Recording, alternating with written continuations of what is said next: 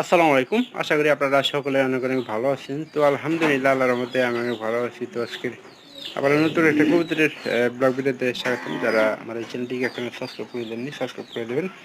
পাশে থাকা বেল আইকনটা অন করে দেবেন। পরবর্তীতে আমাদের সকল গ্রামের নতুন নতুন কবুতরের ভিডিওগুলো পাওয়ার জন্য। তো আপনারা কেউ যাতে করে মিস না করে সেজন্য কিন্তু ভিডিওগুলো করা।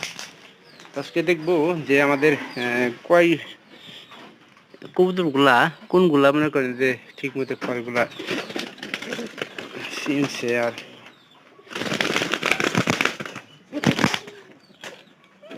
আসলে এই কবুতরটা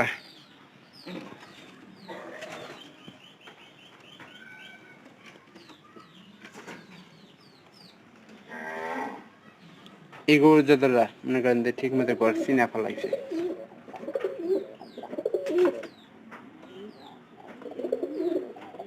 তো এইভাবে কিছুদিন মনে করেন যে পাখা কবুতর পাখা বান্ধে রাখলে আপনার দেখা যায় যে কবুতরের নিচে খাবার টাবার দিবেন, সব কিছু করবেন, তাহলে কিন্তু আপনার কবুতর ঠিক মতো ঘর সব কিছু চিনবো।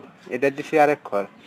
এটা যেহেতু পাখা বান্ধা সেহেতু মনে করেন যে এটার একটু মনে করেন যে কষ্টই আর কি। এটা স্বাস্থ্য কিন্তু খাবার আছে নাকি, দেখুন খাবার আছে। তো সকালে আমরা খাবার খাওয়াইছি।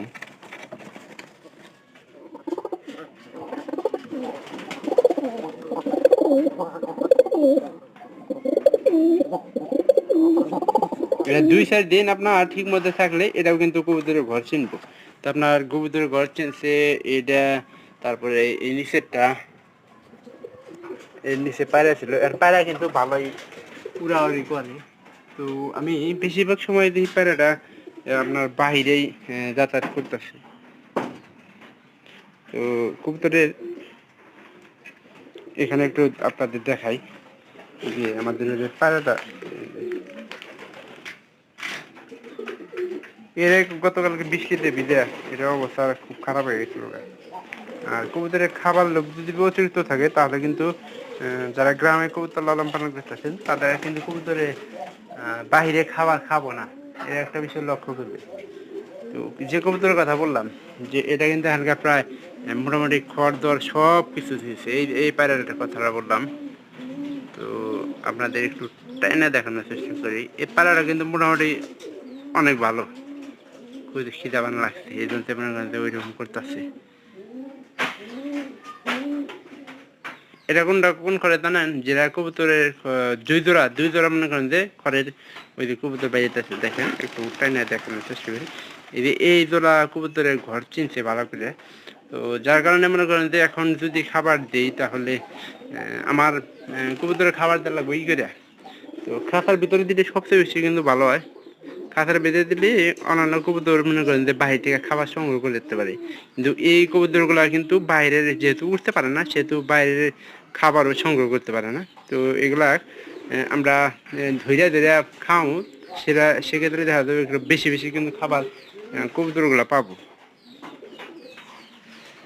তো বাচ্চা ছড়াইলে বেহারকা এই কবুতরের কি অবস্থা, মানে প্রায় তাও 7-8 দিন বা 10 দিন লাগবো, 10-12 দিন লাগে মানে বাচ্চা সরানোর পরে কবুতরের মনে করেন যে নতুন করে বাচ্চা করার জন্য, ডিম করার জন্য। তো আপনারা যারা আমার এই ভিডিওগুলো যে এখান থেকে দেখতেছেন একটা লাইক করে একটা কমেন্ট করে আপনারা জানাবেন।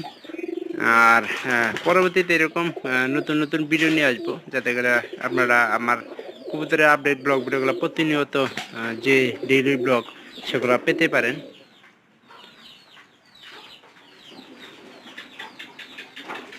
তো ইনশাল্লাহ ভালো থাকবেন সবাই, দেখা হবে পরবর্তীতে আবার অন্য কোনো নতুন ব্লগ ভিডিওতে অন্য কোনো বিষয় নিয়ে।